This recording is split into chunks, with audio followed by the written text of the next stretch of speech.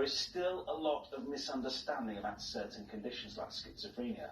Well, our next guest is using his experience to help raise awareness. Antonio Ferreira was diagnosed with schizophrenia as a teenager and is now working with the charity Mind to help advise EastEnders on a storyline around the character Isaac Baptiste. Let's take a look at a clip.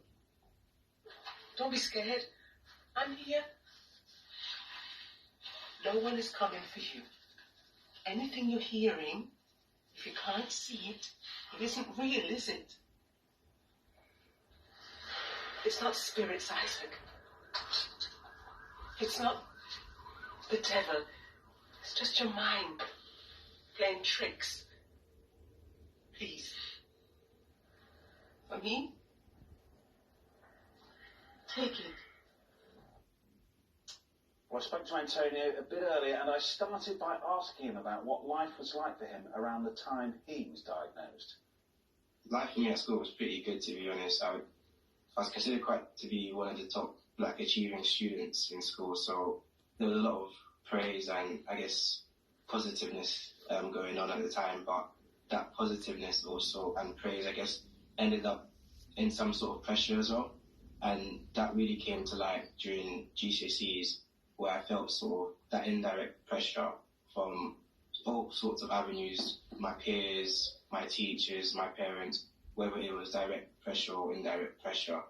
And I guess I just amplified it a lot more than it had to be, because I made it seem as if, you know, if I didn't live up to those expectations that people had of me, that everything would be over for me. And yeah, I mean, that built up and built up. I ended up becoming so stressed that I suffered from pseudo seizures and then became really paranoid, and my behavior started to become really erratic and confrontational. And that's when it was first picked up by my head of year, who asked my parents to take me to my GP to see if anything might have been going on.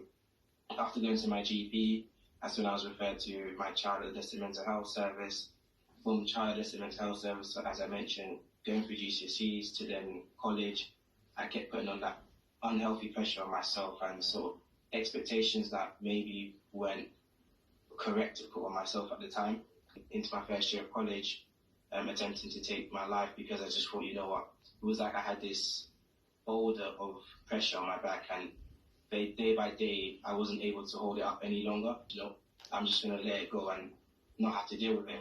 Did you, before you were diagnosed? Idea about any mental health disorder or in that sense, I to be honest, if I didn't have my own personal experience of it, I'd probably be one of those people that are still quite ignorant to it.